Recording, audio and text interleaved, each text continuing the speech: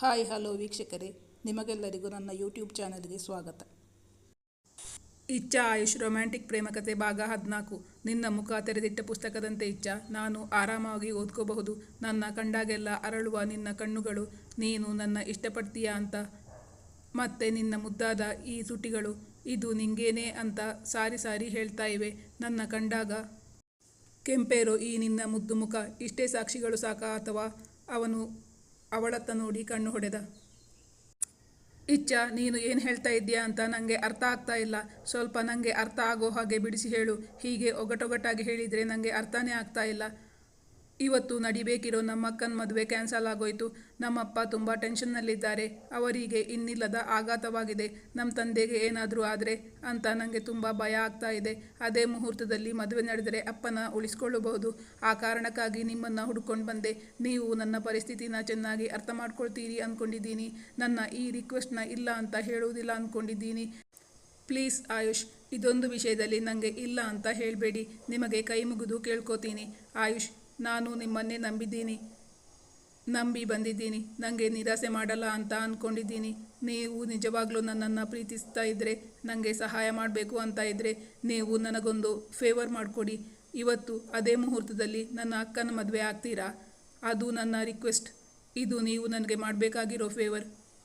ಅವನಲ್ಲಿ ಕೇಳಿಕೊಂಡಳು ಇಚ್ಛಾ. ಹೌದಾ? ಯಾವ ಕಾರಣಕ್ಕೆ ಮದುವೆ ನಿಂತು ಹೋಯಿತು ಅಂತ ಸ್ವಲ್ಪ ಬಿಡಿಸಿ ಹೇಳು.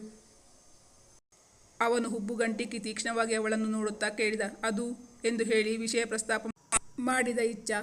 ಹೃತಿಕ್ ಮತ್ತು ಅಕ್ಕನ ನಡುವೆ ಇದ್ದ ಅಫೇರ್ನಿಂದ ಹಿಡಿದು ಇಲ್ಲಿಯವರೆಗೆ ಎಲ್ಲ ವಿಷಯಗಳನ್ನು ವಿವರಿಸಿ ಹೇಳಿದಳು ಆಯುಷ್ಗೆ.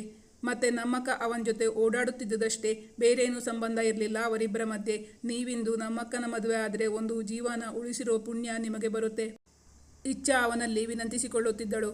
ಪಾಪ ಪುಣ್ಯ ಮೇಲೆ ನನಗೆ ನಂಬಿಕೆನೇ ಇಲ್ಲ ಇಚ್ಛಾ. ಏನು ಹೇಳ್ದೆ? ಇನ್ನೊಂದು ಸತಿ ಹೇಳು. ಸ್ವರವೇರಿಸಿ ಕೇಳಿದ. ಅವನಿಗೆ ತಾನು ಹೇಳಿದ್ದು ಇಷ್ಟವಾಗಲಿಲ್ಲ ಎಂದು ಅವಳಿಗೆ ಅರ್ಥವಾಗಿತ್ತು. ಅವನು ಅಸಮಾಧಾನಗೊಂಡಿದ್ದಾನೆ, ಕೋಪಗೊಂಡಿದ್ದಾನೆ ಎಂದು ಅವನ ಮುಖ ಮತ್ತು ಸ್ವರವೇ ಹೇಳುತ್ತಿತ್ತು. ಇಚ್ಛಾ ಮತ್ತೊಮ್ಮೆ ಪುನರುಚ್ಚರಿಸಲು ಹೋಗಲಿಲ್ಲ. ಯಾಕೆ? ನಾನು ಜೀವಂತವಾಗಿರೋದು ನಿಂಗೆ ಇಷ್ಟ ಆಗ್ತಾ ಇಲ್ವಾ? ಮೊನ್ನೆ ಡಾಕ್ಟರ್ ಹೇಳಿದ್ದು ನೆನಪಿಲ್ವಾ? ನೀನು ಮತ್ತಿದ್ದೀಯೇನೋ? ಬೇಡ ಬಿಡು ಇಚ್ಛಾ. ಇದು ನೀನಾಗಿ ಹೇಳ್ತಿರೋದಾ ಅಥವಾ ಬೇರೆಯವರ ಮಾತು ನಿನ್ನ ಬಾಯಲ್ಲಿ ಬರ್ತಾ ಇರೋದಾ? ಇಚ್ಛಾ, ಆವತ್ತು ನಾನು ಕೊಟ್ಟ ಪರ್ಫ್ಯೂಮ್ ಬಾಟಲ್ ಬೇರೆ ಅವರಿಗೆ ತಂದಿರೋದು. ನಾನು ತಗೊಳ್ಳಲ್ಲ, ಬೇಡ ಅಂತ ಹೇಳಿದವಳಲ್ವಾ ನೀನು? ನಾನು ಕೊಟ್ಟಿರೋ ಗಿಫ್ಟನ್ನು ನಿನ್ನ ಅಕ್ಕನ ಜೊತೆ ಹಂಚಿಕೊಳ್ಳೋಕ್ಕೂ ರೆಡಿ ಇಲ್ಲದೆ ಇರೋ ನೀನು ನನ್ನನ್ನು ಶಾಶ್ವತವಾಗಿ ನಿನ್ನ ಅಕ್ಕನಿಗೆ ಬಿಟ್ಕೊಡ್ತೀಯಾ? ಆಮೇಲೆ ನೀನು ಸುಖವಾಗಿರ್ತೀಯಾ? ಅದು ನಿನ್ನಿಂದ ಸಾಧ್ಯನಾ? ನಾನು ಇಷ್ಟಪಡುವ ನಿನ್ನ ಬಿಟ್ಟು ಬೇರೆಯವರ ಜೊತೆ ನಾನಂತೂ ಸುಖವಾಗಿ ಬಾಳುವುದಕ್ಕೆ ಸಾಧ್ಯನೇ ಇಲ್ಲ ಇಚ್ಛಾ. ಮತ್ತೆ ನೀನು ಹೇಳ್ತೀಯಾ ಅಂತ ನಿನ್ನಕ್ಕನ್ನ ಮದುವೆ ಆಗೋಕ್ಕೆ ಸಾಧ್ಯನೇ ಇಲ್ಲ. ಬೇರೆಯವರೊಂದಿಗೆ ಎಂಗೇಜ್ ಆಗಿರೋ ಹುಡುಗಿ ನನಗೆ ಬೇಡ. ನಾನು ಮದುವೆ ಅಂತ ಆದರೆ ಅದು ನನ್ನ ಹುಡುಗಿ ಜೊತೆನೇ, ನಾನು ಇಷ್ಟಪಟ್ಟ ಹುಡುಗಿ ಜೊತೆನೇ ನಾನು ಮದುವೆ ಆಗೋದು. ಮದುವೆ ನನ್ನ ಸ್ವಂತ ವಿಷಯ. ಆ ವಿಚಾರದಲ್ಲಿ ಯಾರೂ ಇಂಟರ್ಫೇರ್ ಆಗೋದು ನನಗೆ ಇಷ್ಟ ಆಗಲ್ಲ. ನಾನು ಯಾವ ಆದರ್ಶ ಪುರುಷನೂ ಅಲ್ಲ. ನಾನು ಕಾಮನ್ ಪೀಪಲ್ ಅಷ್ಟೇ. ನಾನು ಸಾಮಾನ್ಯ ಮನುಷ್ಯ. ನನಗೆ ನನ್ನದೇ ಆದ ಆಸೆ ಆಕಾಂಕ್ಷೆಗಳಿವೆ. ನಾನು ತುಂಬ ಪೊಸೆಸಿವ್. ಅದು ಈಗಾಗಲೇ ನಿನಗೆ ಅರ್ಥವಾಗಿದೆ ಅಂದ್ಕೊಂಡಿದ್ದೀನಿ. ನಮ್ಮಪ್ಪನ ಪ್ರೀತಿನ ನಿನ್ನ ಜೊತೆ ಶೇರ್ ಮಾಡೋಕ್ಕೆ ಇಷ್ಟಪಡದೇ ಇರೋ ನಾನು ಮದುವೆ ವಿಷಯದಲ್ಲಿ ಅದು ಸಾಧ್ಯನೇ ಇಲ್ಲ. ಮತ್ತು ನಾನು ಮದುವೆ ವಿಷಯದಲ್ಲಿ ಬೇರೆಯವರ ಮಾತು ಕೇಳ್ತೀನಿ ಅಂತ ಅಂದ್ಕೊಂಡಿದ್ದೀಯಾ? No, never. ನಾನು ನನಗೇನು ಇಷ್ಟನೋ ಅದನ್ನೇ ಮಾಡೋನು. ನನ್ನ ಹತ್ರ ಈ ವಿಷಯ ಕೇಳೋಕ್ಕೆ ನಿನಗೆ ಮನಸ್ಸಾದರೂ ಹೇಗೆ ಬಂತು ಇಚ್ಛಾ? ನಿನಗೆ ಇಷ್ಟ ಇಲ್ಲದೇ ಇದ್ದರೆ ನನ್ನ ರಿಜೆಕ್ಟ್ ಮಾಡೋ ಹಕ್ಕಿದೆ. ಆದರೆ ನನ್ನ ಹತ್ರ ಇಂಥವರನ್ನೇ ಮದುವೆ ಆಗು ಅಂತ ಹೇಳೋ ಹಕ್ಕು ನಿನಗೆ ಯಾರೂ ಕೊಟ್ಟಿಲ್ಲ. ನೀನು ಇಂಥ ವಿಷಯ ಪ್ರಸ್ತಾಪ ಮಾಡ್ತಿ ಅಂತ ನಾನು ಕನಸಲ್ಲೂ ಅಂದ್ಕೊಂಡಿರಲಿಲ್ಲ. ಬೇರೆ ಇನ್ಯಾರಾದರೂ ನನ್ನ ಹತ್ರ ಈ ರೀತಿ ಕೇಳಿದರೆ ನಾನು ಮುಖ ಮೂತಿ ನೋಡದೆ ಬಾರಿಸ್ತಿದ್ದೆ. ಆದರೆ ನಾನು ತುಂಬ ಇಷ್ಟಪಟ್ಟ ಹುಡುಗಿ ಇಚ್ಛಾ. ನಾನು ಪ್ರೀತಿಸ್ತಿರೋ ಹುಡುಗಿ. ನಿನ್ನ ಮನಸ್ಸು ನೋಯಿಸೋಕೆ ನನಗೆ ಮನಸ್ಸಿಲ್ಲ. ಮತ್ತು ನೀನು ತುಂಬ ನೊಂದ್ಕೊಂಡೇ ನನ್ನ ಹತ್ರ ಈ ವಿಷಯ ಪ್ರಸ್ತಾಪ ಮಾಡಿದ್ದೆ ಅಂತ ನನಗೆ ಗೊತ್ತು. ನಾನು ನಿನ್ನನ್ನು ಮಾತ್ರ ಇಷ್ಟಪಡೋದು, ಕೇವಲ ನಿನ್ನನ್ನು ಮಾತ್ರ. ಒಂದು ವೇಳೆ ನೀನು ನನ್ನ ರಿಜೆಕ್ಟ್ ಮಾಡಿದರೆ ನಾನು ಮದುವೆನೇ ಆಗಲ್ಲ, ಹೀಗೆ ಇದ್ಬಿಡ್ತೀನಿ. ಬಳಿಕ ದೀರ್ಘವಾಗಿ ಅವಳನ್ನೇ ನೋಡುತ್ತಾ ಹೇಳಿದ. ನಿನ್ನ ಮುಖ ತೆರೆದಿಟ್ಟ ಪುಸ್ತಕದಂತೆ ಇಚ್ಛಾ. ನಾನು ಆರಾಮಾಗಿ ಅದನ್ನು ಓದ್ಕೋಬಹುದು. ನಾವು ನಮಗೋಸ್ಕರ ಬದುಕಬೇಕು, ಬೇರೆಯವರಿಗೋಸ್ಕರ ಬದುಕೋಕೆ ಸಾಧ್ಯ ಇಲ್ಲ. ನೀನಾಗಿ ನೀನೇ ನನ್ನ ಹತ್ರ ಈ ರೀತಿ ಕೇಳೋಕೆ ಸಾಧ್ಯನೇ ಇಲ್ಲ. ನೀನು ಬಾಯಿ ಬಿಟ್ಟು ನನ್ನ ಹತ್ರ ಏನೂ ಹೇಳದೇ ಇದ್ರೂ ನಿನ್ನ ಮನಸ್ಸೇನು ಅಂತ ನಾನು ಚೆನ್ನಾಗಿ ಅರ್ಥ ಮಾಡ್ಕೊಂಡಿದ್ದೀನಿ. ನನ್ನ ಕಂಡಾಗೆಲ್ಲ ಅರಳುವ ನಿನ್ನ ಕಣ್ಣುಗಳು ನನಗೆ ಸಾಕ್ಷಿ ಹೇಳ್ತಾ ಇವೆ ನೀನು ನನ್ನ ಇಷ್ಟಪಡ್ತಾ ಇದ್ದೀಯಾ ಅಂತ. ಮತ್ತೆ ನಿನ್ನ ಮುದ್ದಾದ ಈ ತುಟಿಗಳು ಇದು ನಿಂಗೇನೆ ಅಂತ ಸಾರಿ ಸಾರಿ ಹೇಳ್ತಾ ಇವೆ. ನನ್ನ ಕಂಡಾಗ ಕೆಂಪೇರೋ ಈ ನಿನ್ನ ಮುದ್ದು ಮುಖ, ಇಷ್ಟೇ ಸಾಕ್ಷಿಗಳು ಸಾಕಾ ಅಥವಾ ಇನ್ನೂ ಬೇಕಾ? ಅವಳತ್ತ ನೋಡಿ ಕಣ್ಣು ಹೊಡೆದ. ಇಚ್ಛಾ ಅವನನ್ನೇ ನೋಡುತ್ತಿದ್ದಳು. ಇದು ನಿನ್ನ ನಿಜವಾದ ಆಸೆ ಅಲ್ಲ. ನಿನ್ನ ನಿಜವಾದ ಆಸೆಗಳನ್ನು ಖಂಡಿತ ಪೂರೈಸ್ತೀನಿ. ಆಯುಷ್ನ ಸುದೀರ್ಘವಾದ ವಿವರಣೆಯನ್ನು ಕೇಳಿ ಇಚ್ಛಾಗೆ ತುಂಬ ಸಮಾಧಾನವಾಗಿತ್ತು. ಅವಳು ತನ್ನ ತಾಯಿಯ ಬಲವಂತಕ್ಕೋಸ್ಕರ, ತಂದೆಯ ಆರೋಗ್ಯಕ್ಕೋಸ್ಕರ ಅವನಲ್ಲಿ ಕೇಳಿಕೊಂಡಿದ್ದಳಷ್ಟೇ. ಅವಳಿಗೆ ನಿಜವಾಗಿಯೂ ಮನಸ್ಸಿರಲಿಲ್ಲ. ಅದು ಅವಳ ಮುಖವೇ ಹೇಳುತ್ತಿತ್ತು. ಮತ್ತೆ ನನ್ನ ಪ್ರೀತಿ ವಿಷಯದಲ್ಲಂತೂ ನಾನು ತುಂಬ ಪೊಸೆಸಿವ್. ನೀನು ನನ್ನ ಚೆನ್ನಾಗಿ ಅರ್ಥ ಮಾಡ್ಕೊಂಡಿದ್ದೀಯಾ ಅಂತ ಅಂದ್ಕೊಂಡಿದ್ದೆ, ಆದರೆ ಇಲ್ಲ ಅಂತ ಈಗ ಗೊತ್ತಾಯಿತು. ಅವನು ತುಂಬ ಬೇಸರದಿಂದಲೇ ಈ ಮಾತನ್ನು ಹೇಳಿದ್ದ. ಇಚ್ಛಾಳ ಕಣ್ಣುಗಳು ಕೊಳಗಳಾಗಿದ್ದವು. ಅವಳು ಓಡಿ ಬಂದು ಅವನನ್ನಪ್ಪಿಕೊಂಡು ಅವನ ಎದೆಯಲ್ಲಿ ಆಶ್ರಯ ಪಡೆದುಕೊಂಡಿದ್ದಳು. ಅವಳ ಕಣ್ಣೀರಿನಿಂದ ಅವನ ಎದೆ ತೊಯ್ದು ಹೋಗಿತ್ತು. ಅವನ ಕೈಗಳು ಅವಳ ಬೆನ್ನನ್ನು ನೇವರಿಸುತ್ತಿತ್ತು. ನೀವು ನನ್ನ ಜೊತೆ ಇದ್ದರೆ ನನಗೆ ತುಂಬ ಸೆಕ್ಯೂರ್ ಫೀಲ್ ಆಗುತ್ತೆ. ನಿಮ್ಮಷ್ಟು ಚೆನ್ನಾಗಿ ನನ್ನ ಯಾರೂ ಅರ್ಥನೇ ಮಾಡಿಕೊಂಡಿಲ್ಲ ಈ ಪ್ರಪಂಚದಲ್ಲಿ, ಅವನಿಗೆ ಹೇಳಿದಳು ಇಚ್ಛಾ. ಥ್ಯಾಂಕ್ ಯು ಇಚ್ಛಾ, ನೀನು ನನ್ನ ಅರ್ಥ ಮಾಡಿಕೊಂಡಿರುವುದಕ್ಕೆ. ನಾನು ಯಾವತ್ತಿದ್ರೂ ನಿನ್ನವರೇ. I am always with you. ಆಯುಷ್ನ ಸ್ಪಷ್ಟವಾದ ಮಾತುಗಳನ್ನು ಕೇಳಿ ಇಚ್ಛಾ ನಿರಾಳವಾಗಿದ್ದಳು. ಆ ಪರ್ಫ್ಯೂಮ್ ಬಾಟಲ್ ಇನ್ಸಿಡೆಂಟಿನಿಂದಾಗಿ ಅವನಿಗೆ ಸ್ಪಷ್ಟವಾಗಿ ಅವಳ ಮನಸ್ಸು ಅರ್ಥವಾಗಿತ್ತು. ಅವನು ಕೊಟ್ಟ ಗಿಫ್ಟನ್ನು ಹಂಚಿಕೊಳ್ಳಲು ಇಷ್ಟಪಡದ ಇಚ್ಛಾ ಅವನು ಖಂಡಿತ ಬೇರೆಯವರೊಂದಿಗೆ ಮದುವೆಯಾಗಿ ಜೀವನ ನಡೆಸುವುದನ್ನು ಸಹಿಸುವುದಿಲ್ಲ ಎಂದು ಅವನಿಗೆ ಅರ್ಥವಾಗಿತ್ತು. ಅವಳೆಂದೂ ಸುಖವಾಗಿರುವುದಿಲ್ಲ ಎಂದು ಅವನಿಗೆ ಅರಿವಾಗಿತ್ತು. ಅದನ್ನೇ ಉದಾಹರಣೆ ಇತ್ತು ವಿವರಿಸಿದ್ದ. ಅಷ್ಟರಲ್ಲಿ ಅವಳ ಸೆಲ್ಫೋನಿಗೆ ಒಂದು ಕರೆ ಬಂದಿತ್ತು. ಅದು ಅವಳ ಅಮ್ಮ ಮಾಡಿದ ಕರೆಯಾಗಿತ್ತು. ಇಚ್ಛಾ, ನಾವು ಹಾಸ್ಪಿಟಲ್ನಲ್ಲಿ ಇದ್ದೀವಿ. ಅಪ್ಪಂಗೆ ಎದೆನೋವು ಬಂದಿದೆ. ಮೈಲ್ಡ್ ಆಗಿ ಹಾರ್ಟ್ ಅಟ್ಯಾಕ್ ಆಗಿದೆ ಅಂತ ಡಾಕ್ಟರ್ ಹೇಳಿದರು. ನೀನು ಇಲ್ಲಿಗೆ ಬಂದು ಬಿಡು. ಅವರು ಹಾಸ್ಪಿಟಲ್ನ ಅಡ್ರೆಸ್ಸನ್ನು ಹೇಳಿದರು. ಗೀತಾ ಅವರು ಅಳುತ್ತಿದ್ದರು. ಇಚ್ಛಾ ಆಯುಷ್ಗೆ ವಿಷಯ ತಿಳಿಸಿದಳು.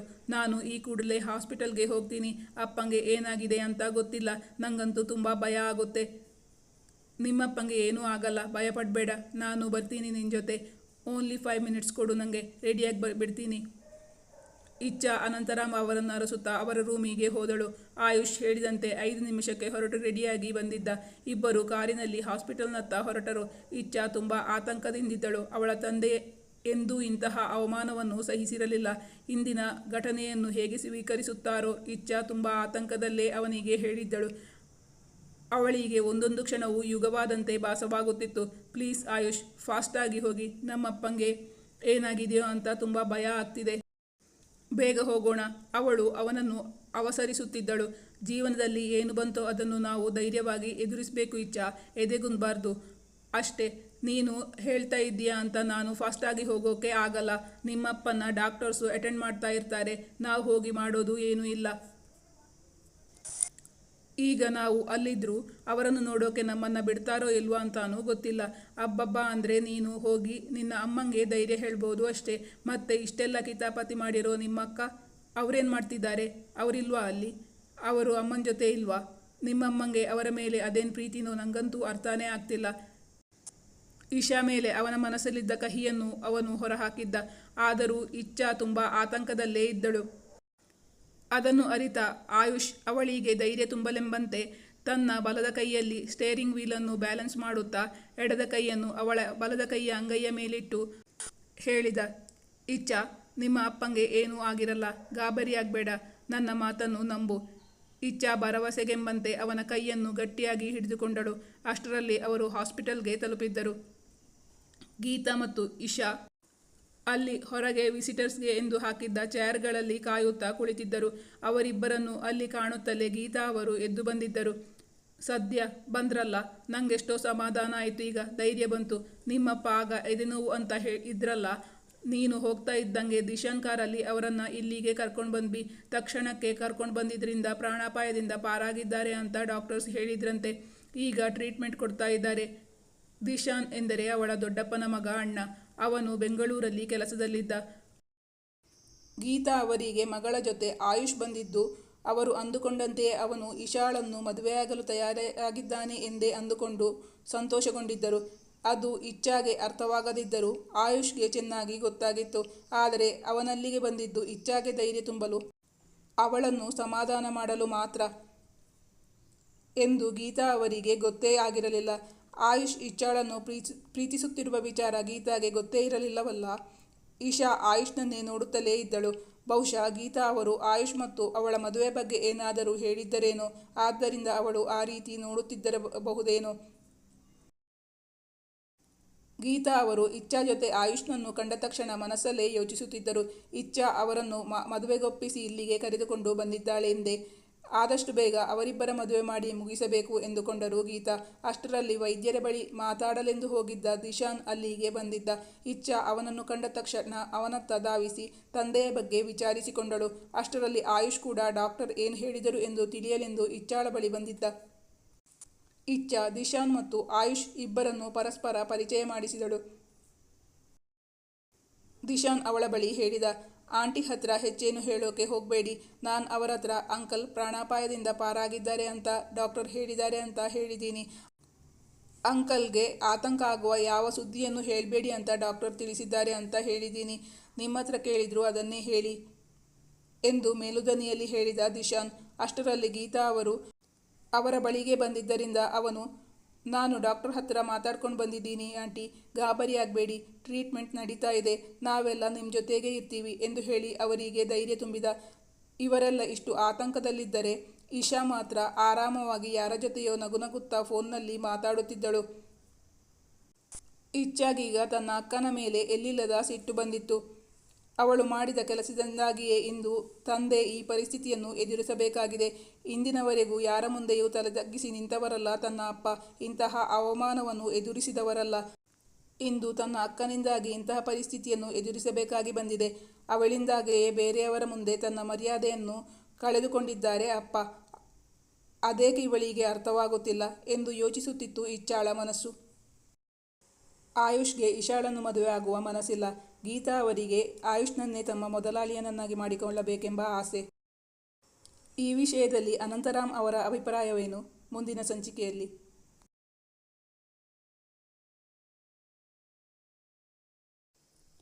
ಸಂಚಿಕೆಯಲ್ಲಿ ಮುಂದುವರಿಯುವುದು. ವೀಕ್ಷಕರೇ, ಈ ಕತೆ ನಿಮಗೆ ಇಷ್ಟವಾಗಿದ್ದಲ್ಲಿ ಲೈಕ್ ಮಾಡಿ, ನಿಮ್ಮ ಫ್ರೆಂಡ್ಸ್ ಜೊತೆಗೆ ಶೇರ್ ಮಾಡಿ ಮತ್ತು ನಮ್ಮ ಚಾನಲನ್ನು ಪ್ಲೀಸ್ ಸಬ್ಸ್ಕ್ರೈಬ್ ಮಾಡಿ. ನಿಮ್ಮ ಅನಿಸಿಕೆ ಅಭಿಪ್ರಾಯಗಳನ್ನು ಕಮೆಂಟ್ ಮಾಡಿ.